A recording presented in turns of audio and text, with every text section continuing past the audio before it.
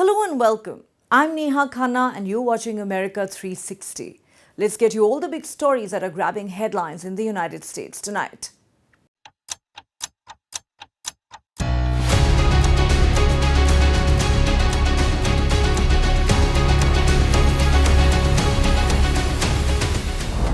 President Donald Trump has threatened mass firings of workers as the U.S. enforces a shutdown after the Senate Democrats blocked a Republican-backed funding bill. The impasse was triggered by deep partisan divisions over spending and health care, resulting in hundreds of thousands of employees furloughed and government operations disrupted. The last time the U.S. witnessed a government shutdown was 7 years ago. Then, too, Trump was the president. Well, I don't know. I can't predict what congressional Democrats are going to do, Peter, but I actually don't think it's going to be that long of a shutdown. This is a pure guess from the Vice President of the United States because I think you already saw some evidence that moderate Democrats are cracking a little bit. They understand the fundamental illogic of this. Enough is enough. Democrats need to stop sabotaging our country and holding the American people hostage in the country. Democrats need to do their jobs. The American people want the government reopened, and this is proven in a new New York Times poll showing that 2 in 3 Americans say the government should not be shut down by the Democrats, even if their absurd demands are not met. Political slugfest explodes after U.S. government shutdown, the first in 7 years. Donald Trump has threatened mass firing of workers as the impasse continues. The Trump administration has blamed radical left Democrats for the shutdown after they blocked a Republican spending bill by 55 to 45. On his Truth Social handle, Trump wrote, "Republicans must use this opportunity of Democrat-forced closure to clear out dead wood, waste, and fraud. Billions of dollars can be saved. Make America great again." The political slugfest escalated after Trump shared AI-generated meme of Representative Hakeem Jeffries, the House Minority Leader, with a fake mustache and a sombrero. U.S. Vice President JD Vance defended the president over the memes, dubbed by Jeffries as racist. Oh, I think it's funny. The president's joking, and we're having a good time. You can negotiate in good faith while also poking a little bit of fun at some of the absurdities of the Democrats' positions, and even, poking some fun at the absurdity of the Democrats themselves. I mean, I'll tell Hakeem Jeffries right now, I make this solemn promise to you that if you help us reopen the government, the sombrero memes will stop. Jeffries responded with a meme of his own superimposing an image of Vance with a fat head and curly long hair. JD Vance thinks we will surrender to the Republican effort to gut health care because of a sombrero meme.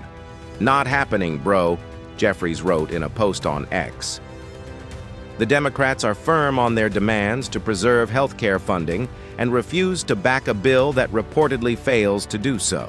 That is being pulled on the American people right now.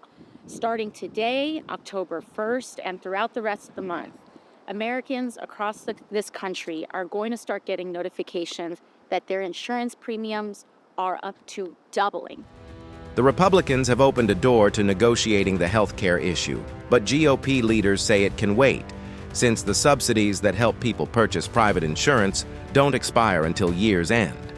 Roughly 750,000 federal workers were expected to be furloughed, with some potentially fired. Many offices were being shuttered, perhaps permanently, as the Republican president vows to do things that are irreversible to punish Democrats, AP reported. Official government websites are starting to display messages on their homepage blaming Democrats for the government shutdown.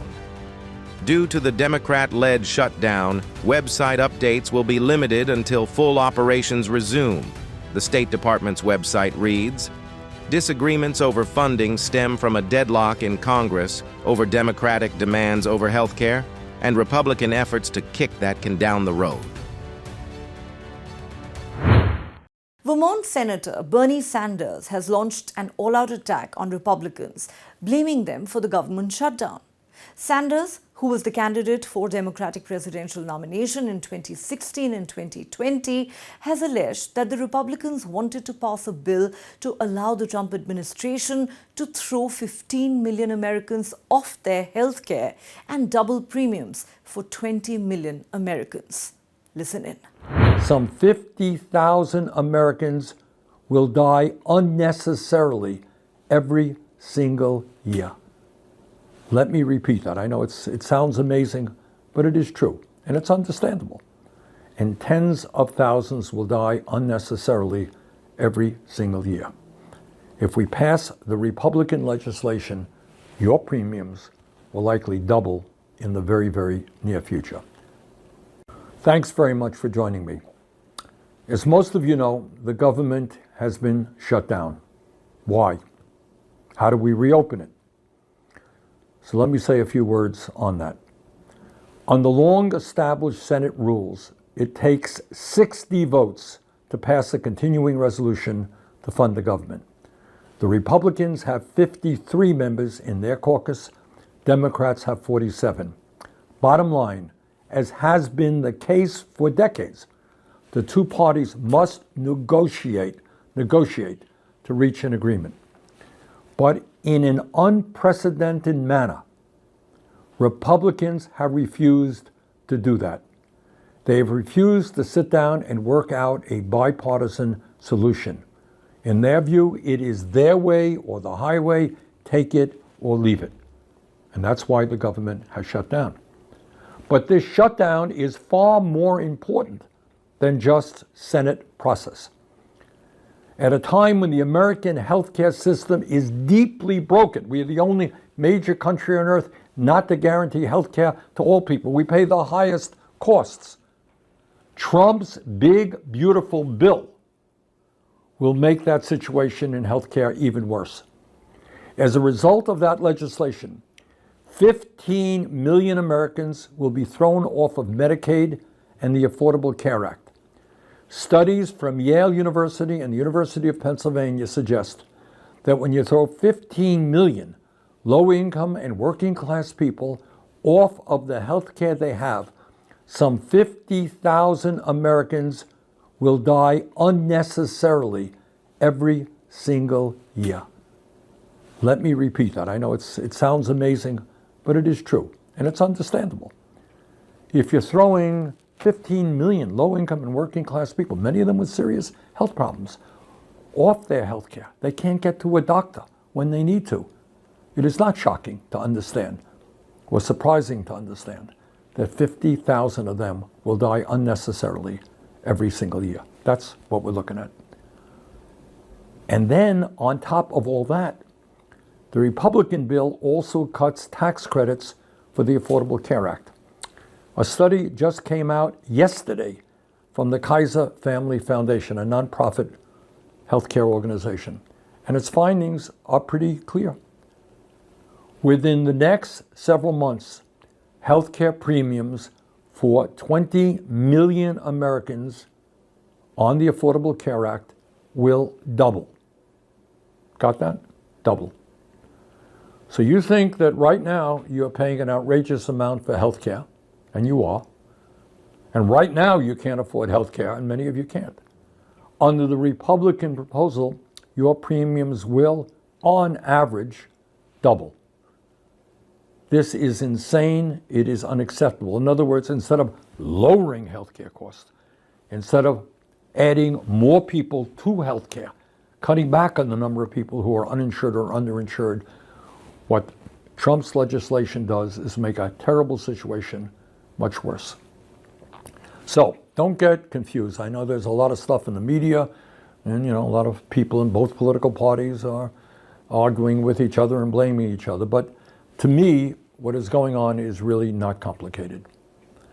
And that is, if we do what the Republicans want us to do and pass a clean CR with no input at all from the opposition, if we just do that, 15 million Americans will lose their health insurance and tens of thousands will die unnecessarily every single year.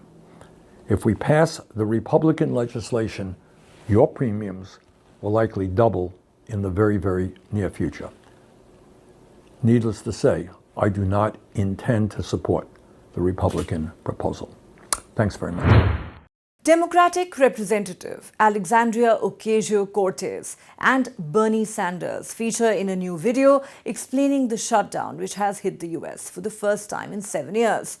In the 3-minute-long video, Cortez, better known as AOC, dubbed the shutdown as one of the dirtiest tricks pulled on American people. Hey everybody, I was walking here in Washington, D.C., and who did I bump into? One of my favorite members of the United States Congress, Alexandria Ocasio-Cortez. And one of my favorite senators. All right. Anyhow, as everybody knows, we are now in a government shutdown. Republicans are attacking Alexandria, attacking me. Why didn't you vote for this clean CR to keep the government open? Well, there's nothing clean about it. This is one of the dirtiest tricks that is being pulled on the American people right now. Starting today, October 1st, and throughout the rest of the month, Americans across this country are going to start getting notifications that their insurance premiums are up to doubling. We're talking about... Say that again. Your monthly insurance premiums are going to double for millions of people across the country. At a time when we are already paying, by far, the highest prices in the world for healthcare at a time when people can't afford it right now. So what happens? That means people getting bankrupt over chemotherapy, people going to the pharmacy and not being able to get their insulin. And frankly, it means a lot of Americans are going to be in danger. And Republicans want us to rubber stamp that. So what are we going to say to that, Bernie? Well, I'll tell you, it's not only be in danger. Let's be clear. And it doesn't make me happy to have to say this. But there have been studies out there that when you combine doubling premiums for the ACA and then throwing 15 million people off of Medicaid and the ACA, the result is, according to studies at Yale and the University of Pennsylvania, 50,000 low-income, working-class Americans will die every single year. All right? If you don't have the money to go to a doctor and you're sick, you die. And that's what we're looking at. That's what this clean bill is about. And so Republicans want us to rubber stamp that. And we're saying no. We need to stand up for the American people. We need to stand up for our healthcare system. And if they want our votes, they need to make sure that we're protecting every American and making sure that we can do what we can to continue to make healthcare accessible, affordable, as we work to make it a human right for all. Right. So let me just back that up. Remember, right now, our healthcare system is broken. Right now, we're the only major country on earth not to guarantee healthcare to all people. And these guys want to make it even worse. We're not going to let that happen. No, we're not. Thank you. Onward. Republican Congressman Scott Perry has hit out at the Democrats over the shutdown, warning that the government is out of money. The Republican lawmaker declared that the federal government is broke and surviving entirely on borrowed money, painting a grim picture of the nation's economic health. His remarks add to mounting tensions in Congress over budget priorities, deficit spending, and the looming challenges of funding government programs without deepening America's debt crisis. Our government is out of money. It's broke. $37 trillion and climbing. Like, we don't have any money. All this is borrowed money, Mr. Chairman. Every cent of it is borrowed. Who borrows money to do things that they don't need to do that somebody else in the government's already doing? I urge adoption. I yield the balance. Trying to save some money by not spending money on redundant things. Yet again, this commission serves as a duplicative slush fund for parochial interests. This time for projects in the southern border regions of Arizona, California, New Mexico, and Texas. Mr. Chairman, I have an amendment at the desk number 29. Clerk will designate the amendment. Amendment number 29, printed in House Report number 119-232, offered by Mr. Perry of Pennsylvania. Pursuant to House Resolution 672, the gentleman from Pennsylvania, Mr. Perry, and a member opposed will each have a control 5 minutes. Chair recognizes the gentleman from Pennsylvania. Thank you, Mr. Chairman. I rise to offer this amendment to halve the funding for the Southwest Border Regional Commission. Again, trying to save some money by not spending money on redundant things. Yet again, this commission serves as a duplicative slush fund for parochial interests. This time for projects in the southern border regions of Arizona, California, New Mexico, and Texas. This commission, which only had its first chairman confirmed in 2022 and only was funded starting in fiscal year 2021. So it's relatively recent. And look, I know folks on this side of the aisle care about the border. I imagine and hope that folks on the other side of the aisle care about the border. But the answer to solving the border problems is to actually enforce our nation's immigration laws, not give $4 million to a commission that does not even appear to have an operational website. And by the way, this current administration, the Trump administration, is handling the border. So we don't need to waste another $4 million on this commission. It received $250,000 in FY21, but is now being funded at $4 million in this bill for zero results. Can anybody show me or tell me what the results of this commission are? Again, this amendment simply strikes this figure in half. So even though it's wasteful and useless, generally speaking, I'm only taking it in half, which is still $2 million. And I don't care whether you're from Ohio or central Pennsylvania, $2 million is a lot of money. I urge support of the amendment, and I reserve. Gentleman reserves. What purpose does Gentlelady from Ohio seek recognition? Yes. Mr. Chair, I rise in opposition to this amendment. Ladies recognized for 5 minutes. Yes, Mr. Chairman, this amendment reduces funding for the Southwest Border Regional Commission by $2 million. And the Southwest Border Regional Commission was established by Congress in 2008 to address economic distress along the southern border regions of some pretty important places: Arizona, California, New Mexico, Texas, and in December 2022, the Senate confirmed the first federal co-chair for the commission. So think about the delay in the co-chair. That took a large number of years, which enables the commission to convene and begin other activities. So I would place the burden there on the executive branch, waiting such a long time to nominate someone in the Senate to actually clear the name. But these investments do lead to new jobs being created, and many of these places have very small towns that don't even have parking lots in their little bakeries or their restaurants, and it is critical to support the rise of all Americans to become part of a thriving middle class, especially in the forgotten towns and regions of our country. So I strongly urge my colleagues to vote against this amendment on behalf of people who are trying to better their way of life against all odds. Thank you, and I yield back. Does the yield or reserve? I yield Gentlelady back. yields. From Pennsylvania is recognized. Thank you, Mr. Chairman. And of course, all these states, Arizona, California, New Mexico, and Texas, are on the border. If we're funding this organization to deal with the border, I don't know what to say other than it's duplicative. And if you disagree with that, well, I'm not sure what to say to anybody about that. We get that. I've been to each one of these states, and of course, people that own a bakery want a parking lot. I had a business too, and I wanted trucks, and I wanted employees, and I needed tools. And you know what I didn't do? I didn't go to the federal government for that. I sucked it up, and I paid into my business from the money that I made conducting my business and grew my business. That's America. Not calling on the federal government, oh, hey, can you send me a couple $1 million because I want to make things nice for myself. We get it. We hope all Americans can do great things and be nice for themselves. Our government is out of money. It's broke. $37 trillion and climbing. Like, we don't have any money. All this is borrowed money, Mr. Chairman. Every cent of it is borrowed. Who borrows money to do things that they don't need to do that somebody else in the government's already doing? I urge adoption. I yield the balance.